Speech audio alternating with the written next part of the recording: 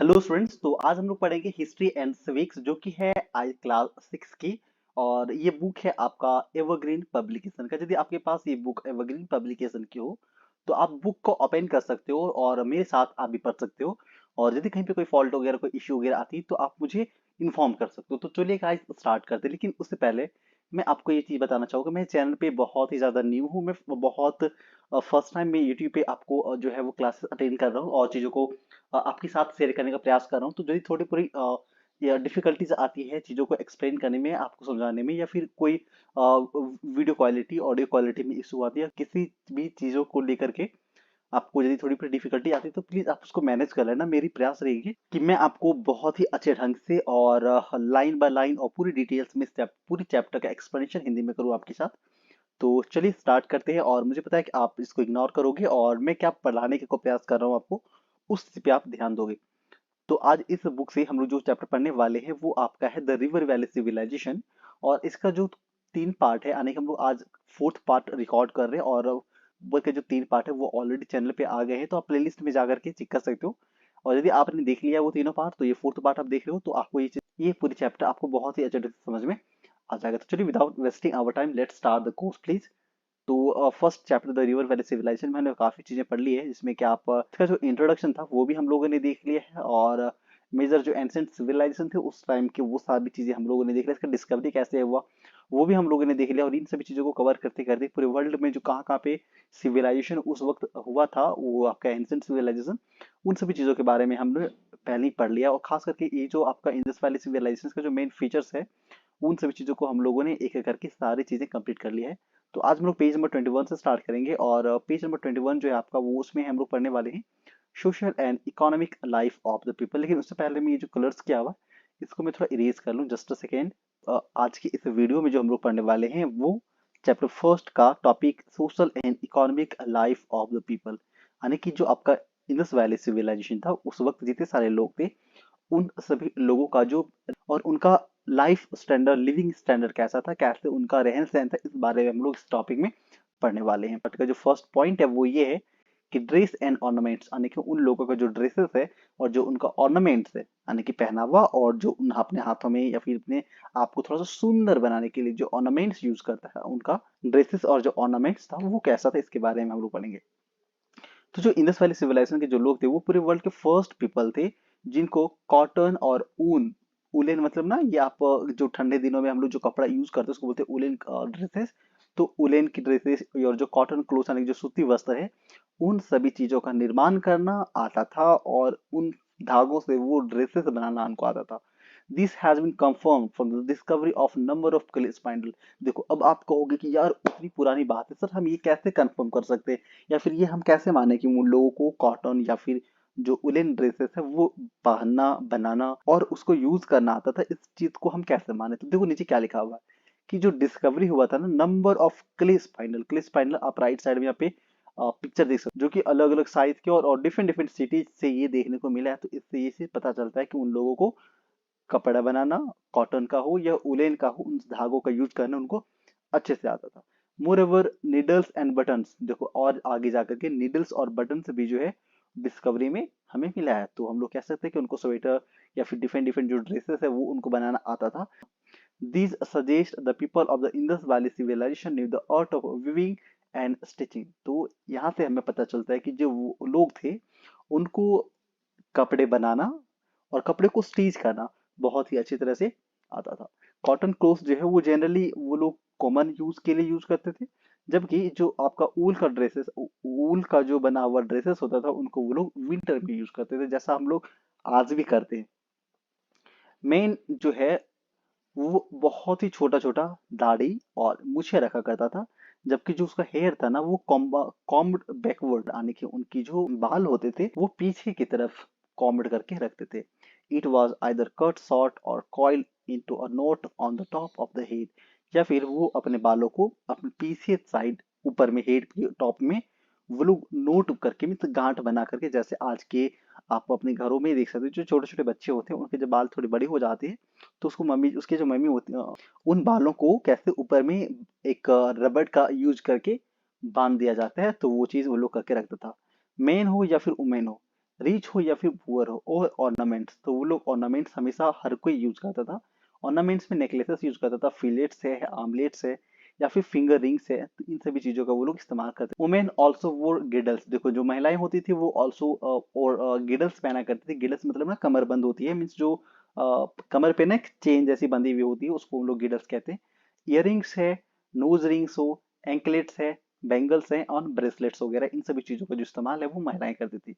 The rich made ornaments of gold, जो अमीर लोग होते थे, देखो इन सभी चीजों को ना अभी की जो सोसाइटी है और अभी का जो पहनावा ओढ़ा हुआ है, उन सब चीजों के साथ भी हम कंपेयर कर सकते हो, और लगभग आपको बहुत सारी सिमिलैरिटी आपको देखने को मिल जाएगी। तो जो लोग अमीर होते थे ना, वो लोग गोल्ड और सिल्वर या फिर Ivory and semi precious stones के बने हुए ऑर्नामेंट्स का यूज करते थे। यानी कि जो महंगे महंगे प्रोडक्ट्स होते थे ना, ऑर्नामेंट्स, उनका इस्तेमाल जो रिच लोग करते थे।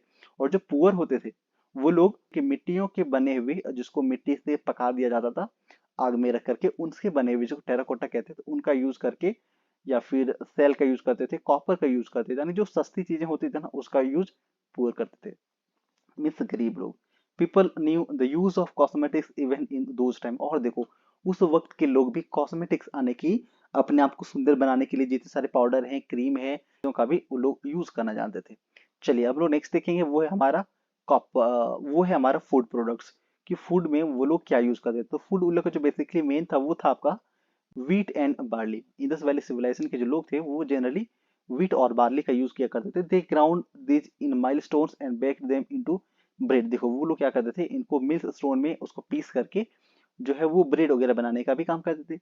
Rice too was a part of their food, और उसके फूड का एक इंपॉर्टेंट पार्ट राइस भी होता था। जैसे कि अभी के टाइम में हमारी सोसाइटी में जनरली लोग राइस और रोटी जो है उनका यूज करते हैं। Beside this milk and milk product, देखो इनके अलावा मिल्क और मिल्क के जो प्रोडक्ट्स यानी कि दूध, दही, मक्खन वगैरह जो है उसका इस्तेमाल करते थे। फ्रूट्स का इस्तेमाल करते थे, स्पेशली पॉमीग्रेनेट्स। पॉमीग्रेनेट्स मतलब जो आपका अनार है और केला है, इसका इस्तेमाल वो लोग फ्रूट्स में करते थे। फ्रेश वेजिटेबल है, फिश है, meat were also taken by them as item of their food, यानी कि इसकी जो लिविंग स्टैंडर्ड में जो खान पान की चीजें हैं, वो हमारी खान पान की चीजों से काफी ज्यादा मिलती है। देखो वो लोग क्या क्या खा रहे, वेजिटेबल्स यूज कर रहे, फ्रूट्स यूज कर रहे, फिश खा रहे, मीट खा रहे, मिल्क प्रोडक्ट्स खा रहे, चावल खा रहे, बार्ली खा रहे, और इन सब चीजों का यूज कर रहे। नेक्स्ट देखेंगे कि उसका ऑक्यूपेशन क्या था, यानी कि वो लोग जो थे उस समय के, वो लोग काम क्या करते थे। तो उनका जो मेन काम था वो था एग्रीकल्चर, यानी कि खेती करना, और वहां से वेजिटेबल्स और फ्रूट्स वगैरह को उगाना। Their field were near the river, उनके जो खेत थे जहाँ पे वो फसल उगाने का काम करते थे, वो जो है रिवर्स के किनारे होता था। दे बिल्ड स्मॉल डैम्स, और वो कभी कभार छोटा मोटा डैम्स ही बनाते थे, चैनल्स बनाते थे, and embankments to control the supply of water, और वाटर की सप्लाई को रोकने के लिए कैनल और डैम्स वगैरह नदियों पे या फिर नदी के किनारे में बनाने का काम करते थे। Domestication of animals was another occupation, और दूसरा जो मेन काम था वो था आपका एनिमल को डोमेस्टिकेट करना, यानी कि जानवरों को पालना। जैसे कि अभी के टाइम में हम लोग गाय बैल बकरी पालते हैं ना, तो वो लोग भी वो सब चीज को डोमेस्टिकेट किया करते थे। एग्जाम्पल में देखो, ऑक्सेन, bulls, सीप्स, pigs, buffaloes, and elephants were domesticated. Camel and asses were used as the beast of burden, देखो तो इन सभी एनिमल्स का वो लोग क्या करते थे, यूज करते थे, उनका डोमेस्टिकेट करते थे और उनका उपयोग करते थे। कैमल और जो एसेस होते थे, यानी कि गधे और कैमल यानी कि ऊंट का जो उपयोग है, वो लोग बर्डन को यानी कि बोझ को ढोने में करते थे। देयर वर कारपेंटर्स, और वहां पे सोसाइटी में जो कारपेंटर्स लकड़ियों के सामान बनाने वाले लोग हैं, गोल्ड स्मिथ यानी कि सोने चांदी और आभूषण वगैरह बनाने वाले जो लोग हैं, पोटर्स यानी कि मिट्टी के बर्तन, toy makers, weavers, engravers, seal makers and brick layers. तो देख सकते हो कितने डिफरेंट डिफरेंट टाइप्स के जो ऑक्यूपेशंस थे उस वक्त भी पाए जाते थे। Bead making, tool making, weapon making and other occupations जो है वो वहाँ के लोग उस वक्त करते थे। जैसे आप इसमें से बहुत सारे ऑक्यूपेशंस अभी प्रेजेंट टाइमिंग में अपने आसपास के सोसाइटी में आप देख पाते हो। चलिए तो अब हमने देख लिया कि वो लोग खाना पीना क्या खाता है, वो लोग पहनते क्या है, खाना क्या खाते हैं, उनका काम धंधा क्या था। और अब हम लोग देखेंगे कि चलो काम धंधा के अलावा मान लो बहुत सारी यदि वो चीजें बना लेते हैं, तो उनका ट्रेड और कॉमर्स कहते थे, यानी कि उसका बिजनेस कैसे चलता था। Trade and commerce were flourishing occupations of the merchant class people in the Indus Valley civilization. तो इंडस वैली के जो लोग थे उनमें से जो मर्चेंट क्लास के पीपल होते थे, उनका ऑक्यूपेशन काफी फल फूल रहा था। Regular trade was given going on between traders of one city and the other. Daily businesses होता था, डेली ट्रेड होता था एक शहर और दूसरे शहर के बीच के मर्चेंट्स में। मर्चेंट मतलब वो लोग जो सामान को बेचने और खरीदने का काम करते हैं और जिससे होकर के जो प्रोडक्ट्स हैं वो हमारे पास पहुंचते हैं। Land routes in Balochistan and Persia, तो देखो बलूचिस्तान और पर्सिया से होकर के आप मैप में देख सकते हो। मैप मैप मैप इधर कहाँ गया कहाँ गया कहाँ गया, मैप यहाँ पे, हाँ ये देखो। इधर ये जो आपका इंडिया है, ये आपका हड़प्पन सिविलाइजेशन का, ये जो आप ब्राउन, थोड़ी सी ब्राउन कलर में देख पा रहे हो, ये आपका हड़प्पन सिविलाइजेशन का ये जो पूरा एरिया आप देख पा रहे हो, ये हड़प्पन सिविलाइजेशन का पूरा पार्ट हुआ करता था। तो ये लोग जो ट्रेड है वो इधर जो दूसरे सिविलाइजेशन था, जैसे कि आपका इजिप्शियन सिविलाइजेशन है, इरानियन सिविलाइजेशन है, और यहाँ पे जो चाइनीज सिविलाइजेशन था, उनके बीच में ये लोग ट्रेड करने का काम करते थे। और साथ ही साथ ये जो हड़प्पा है, देखो मोहनजोदारो है, कोटदजी है, कालीबंगन है, तो इन सब शहरों से भी वो लोग ट्रेड करते थे। और उनका जो रूट होता था वो लैंड रूट होता था, यानी कि रास्तों से होकर के वो जो है आपका पूरा ट्रेड करते। इंडस वैली सिविलाइजेशन और जो आपका मेसोपोटामियम सिविलाइजेशन है उसके बीच में भी जो ट्रेड था उसके सिंबल्स अभी मिलते हैं। This is revealed from the numerous Indus valley sealed found at various Sumerian site. देखो जो समरियन साइट्स है, यानी कि जो आपका मेसोपोटामियम सिविलाइजेशन का जो साइट है, वहां पे इंडस वैली सिविलाइजेशन के बने हुए सामान अभी पाए जाते हैं खुदाई के बाद। तो इससे हमें ये समझ में आता है कि उन दोनों सिविलाइजेशन के बीच में कांटेक्ट रहा होगा और इन दोनों के बीच में कोई बिजनेसेस होता होगा, जिसकी वजह से यहाँ का सामान हमें वहां देखने को मिलता है। The good were shift from Lothal. देखो जो गुड्स था, यानी कि वो जो ही सामान है वो दूसरी जगह तक जो सप्लाई होता था वो लोथल से होता था। और ये लोथल देखो आपका बिल्कुल समंदर के किनारे है, जिससे होकर के आसानी से बोट्स की हेल्प से सामान बाहर भेजा जा सकता था। यहाँ पे देखो ये आपको लोथल देखने को मिल रहा होगा। तो ये जो लोथल है बिल्कुल समुद्र के किनारे, और ये अरेबियन सी को पास करके यहाँ आगे इधर आपका इजिप्शियन सिविलाइजेशन हुआ करता था। तो यहाँ से वो लोग ट्रेड सी रूट से भी करते सकते थे, और इधर से जो आपका लैंड रूट है यहाँ से भी वो बिजनेस करते थे। Incoming goods also received at Lothal. तो ये जो लोथल है वो बहुत ही इंपॉर्टेंट एक शहर था, जहाँ से सामान को, यानी कि जो गुड्स था उसको इंपोर्ट भी करा जाता था और एक्सपोर्ट भी करा जाता था। अब नेक्स्ट पॉइंट, पॉइंट ई में हम लोग देखेंगे प्ले एंड अम्यूजमेंट्स, यानी कि वो लोग अपना गेम के लिए और अपने आप का मनोरंजन करने के लिए किन साधनों का यूज करते थे। A large number of dices. Dices मतलब क्या होता है ना, वो जो लूडो खेलने के लिए जो गोटी आती है जिसमें 1 से लेकर के 6 तक की नंबरिंग होती है, उसको हम लोग डाइसेस कहते हैं, जो कि आप यहाँ पे देख सकते हो। ये सब डाइसेस की एग्जांपल है जो कि अभी के टाइम में हम लोग लूडो खेलने में यूज करते हैं। तो सोचो लूडो कितना पुराना गेम है और कब से इसका जो यूज है अपना मनोरंजन के लिए लोग करते आ रहे हैं। प्लेन और एज्यूमेंट्स में large number of dices have been found from under the earth. तो अर्थ के अंदर से इन सभी चीजों का खोज के निकाला गया है जब इसका एक्सकवेशन करा गया। This show that dicing and gambling was favourite game of this people. जो बताता है हमें कि उन लोगों का ये जो लूडो वाला गेम है वो बहुत ही फेवरेट गेम रहा होगा। They were also fond of music. उन लोगों को म्यूजिक पसंद था, डांस पसंद है। बिसाइड दिस, डांस और म्यूजिक के अलावा उनको हंटिंग, कीपिंग नेट, और क्या है, एनिमल्स, एनिमल्स को रखना, बर्ड्स को रखना, और उनके साथ खेलना भी उनको पसंद था। एंजॉइंग बुल फाइटिंग, और बुल्स को आपस में लड़वा करके अपने आप का मनोरंजन करने का वो लोग काम करते थे। तो ये आप यहाँ पे देख सकते हो सोर्सेस ऑफ एम्यूजमेंट्स। एम्यूजमेंट्स मतलब ना अपने आप का मनोरंजन करने के लिए साधन। तो यहाँ पे देख सकते हो ये आप इस फिगर में दिखने वाले जो गेम है इसका आप कमेंट बॉक्स में नेम कमेंट कर सकते हो। मैं देखना चाहूंगा कि कितने लोगों इस चैप्टर को अच्छे से पढ़ रहे हो और इस गेम का नाम कितने लोगों को पता है। नेक्स्ट हम देखेंगे a large number of toys and dolls. देखो बहुत सारे नंबर्स ऑफ टॉयज और डॉल्स जो है वो एक्सकेवेटेड करा गया, यानी कि जब डिफरेंट डिफरेंट साइट्स का, हड़प्पन सिविलाइजेशन के जो साइट्स हैं उनका जब खुदाई किया गया तो बहुत तरह के जो खिलौने हैं वो आपस में देखने को मिले। This shows that person cared for playthings of children. Children toys include whistles, toys cart, marble rattles, clay carts, toy animal and moved head, a toy bird on wheels. These toys were mostly made of terracotta backed clay. तो देख सकते हो बहुत सारे खेलने के बहुत सारे सामान थे जो वो लोग अपने खेल के लिए और अपने आप का मनोरंजन करने के लिए यूज करते थे। नेक्स्ट है हमारा religion of the Indus valley civilisation, और ये हमारा लास्ट टॉपिक आई थिंक है, लेकिन पता नहीं है या नहीं है। ओके तो चलिए आगे बढ़ते हैं, और अब हम लोग देखेंगे religion of the Indus valley people, यानी कि इंडस वैली पीपल के जो लोग थे उनका रिलीजन क्या होता था, यानी कि वो लोग किस धर्म से बिलोंग करते थे।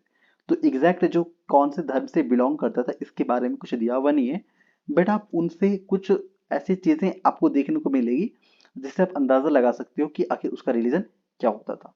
एक कॉमन फिगर डिस्कवर करी गई, यानी कि बहुत ही कॉमन सी चीज मिली है वहां पे, जो अलग अलग साइट से जनरली मिलता था, जो कि एक फीमेल डीटी का है, यानी कि एक फीमेल का है, जो कि सिमिलर है शक्ति का, या फिर एक शक्ति का सिंबल है, जिसको हम लोग मदर गॉडेस के नाम से जानते थे। She was regarded as a source of all power and creation. धरती पे उस वक्त जितने सारे क्रिएशन हुए हैं, आपका जो यूनिवर्स का क्रिएशन है और जो पावर का क्रिएशन है, और जो दूसरा जो डिस्कवरी है जो कि आप यहाँ पे देख सकते हो, एक सील मिला है पशुपति का। सील मतलब एक बड़ी सी पत्थर पे एक इस डिजाइन को, और इस डिजाइन के बारे में कहा गया कि ये मेल का फिगर है, मेल गॉड है, और cowed on A small stone, एक स्टोन के ऊपर में इसको बनाया गया है, चित्रित किया गया है, हैज बीन फाउंड, जो कि मिला है। It has it is a three faced God, जिसके तीन फेस हैं, रिजेंबलिंग शिवा, जो कि शिवा को रिप्रेजेंट कर।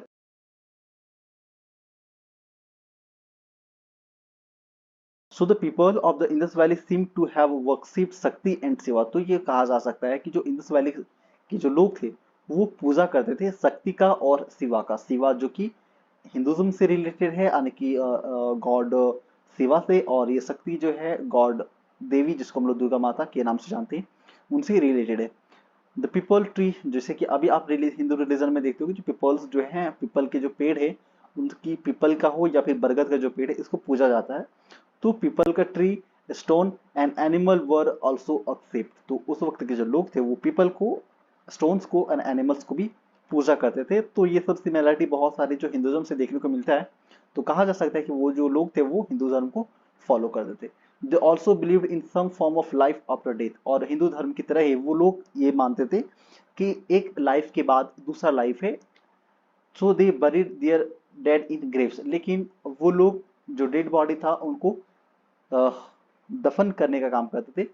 सम other practice urn burial, they placed the main belonging of the dead like food. और देखो वो लोग जो डेड बॉडीज था उनको दफन करने के साथ ही कुछ खाने पीने की चीजें, अटेंसिल्स जो उसके द्वारा यूज किया जाता हो, और ऑर्नामेंट्स जो वो यूज करते, मिरर सेट इट इज साथ में ग्रेव इंग्रेव्ड कर दिया जाता था along with the dead body, as they thought that the dead might need those things for the next life. तो उन सभी चीजों को, खाने पीने के और ऑर्नामेंट्स जो है, मिरर सीट वगैरह, दफन साथ में कर देते थे, क्योंकि उसका मानना था कि जो लाइफ है, क्योंकि इस लाइफ के बाद जो उसको नेक्स्ट लाइफ मिलेगा तो वहां पे इन सभी चीजों का हो सकता है उसकी आवश्यकता पड़ेगी। नेक्स्ट पॉइंट में दिया हुआ कि डिस्कवरी ऑफ एमुलेट्स, यानी कि थ्रेड, ताबीज। एमुलेट्स मतलब ताबीज जो है वो डिस्कवरी हुई है, जो सजेस्ट करता है कि दे बिलीव इन मैजिक, कि वो लोग जादू पे और तंत्र मंत्र पे भी विश्वास करते थे। To keep the evil spirit away, और जो बुरी आत्मा है उनको दूर रखने के लिए वो लोग ताबीज वगैरह पहना करते थे। They had also begun the worship of fire, और वो जो लोग थे वो लोग आग, यानी कि अग्निदेव को भी पूजा करते थे।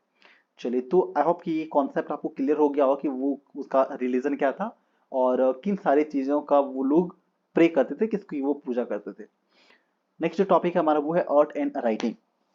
तो जो इंडस वैली पीपल थे उनका पिक्टोग्राफिक स्क्रिप्ट था, यानी कि उनके जो राइटिंग था वो पिक्टोग्राफ पे बेस्ड था।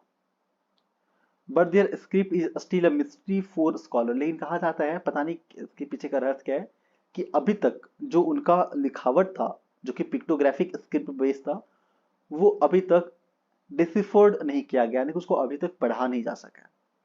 इसके बाद लास्ट जो है वो है contributions of the Indus valley civilisation, यानी कि जो इंडस वैली सिविलाइजेशन का जो कॉन्ट्रीब्यूशन हमारे लाइफ पे, प्रेजेंट लाइफ पे क्या रहा। Being the first urban civilisation, it gave to the world the first urban civilisation.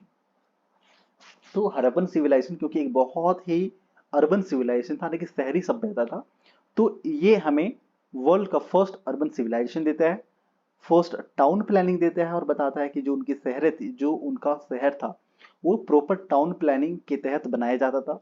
The Indus valley civilisation also had the credit of producing pottery. और Indus valley civilisation के पास, Indus valley जो civilisation है पूरे world में first था जो pottery और व्हील कार्ट वगैरह बनाना जानते थे। द वर्कशिप ऑफ शक्ति एंड लॉर्ड शिवा, जो वर्शिप है शक्ति का और लॉर्ड शिवा का, यानी कि गॉडेज ऑफ मदर यानी कि देवी माता का, और जो लॉर्ड शिवा का। अब देखेंगे हम लोग लास्ट में कि इंडस वैली सिविलाइजेशन जो है, इतनी ग्रेट सिविलाइजेशन का द एंड कैसे हुआ। तो जो ग्रेटेस्ट सिविलाइजेशन है पूरे वर्ल्ड का, जो इंडस वैली सिविलाइजेशन है, इसका एंड कैसे हुआ, इसको लेकर के काफी ज्यादा डिफरेंट डिफरेंट कॉन्सेप्ट्स हैं, थ्योरीज है। कोई कहता है कि inventions by the conquering tribes like the Aryans could have sacked Mohenjo-daro, destroying in civilisation. कहता है कि जो बाहरी लोगों का आतंक या फिर जो बाहरी लोगों के द्वारा अटैक किया गया, इसकी वजह से शायद इसका पूरी तरह से डिस्ट्रॉय कर गया। या फिर आइदर ये नेचुरल कैलेमिटी आने की, जैसे हो सकता है बहुत बड़ी कोई नेचुरल आपदा आ गई हो, जैसे कि फ्लड है, या फिर भूकंप वगैरह हो, या फिर और कोई आपदा आ गई हो, जिसकी वजह से जो इंडस वैली सिविलाइजेशन है वो gradually drifting away from the cities and could have made the valley unfertile. और इसके बाद धीरे धीरे हो सकता है पूरा जो लैंड है वो अनफर्टाइल हो गया, और जो सभी लोग हैं वो नेचुरल कैलेमिटी नेचुरल कैलेमिटी की वजह से शायद उनका द एंड हो गया। तो ये था हमारा आज का topic Indus valley civilisation. I hope ये वीडियो आपको पसंद आया होगा। नेक्स्ट वीडियो में हम रिकैप्चुलेशंस देखेंगे, यानी कि बहुत ही शॉर्ट में पूरे चैप्टर को खत्म करने वाले हैं, और इसके बाद हम लोग शॉर्ट आंसर, लॉन्ग आंसर और जो इसके बीट्स हैं उन सबको भी कंप्लीट करेंगे। तो I hope, thanks for watching guys, मिलते हैं किसी दूसरे इंटरेस्टिंग वीडियो में। आप अपना बहुत ख्याल रखें। Thanks for watching.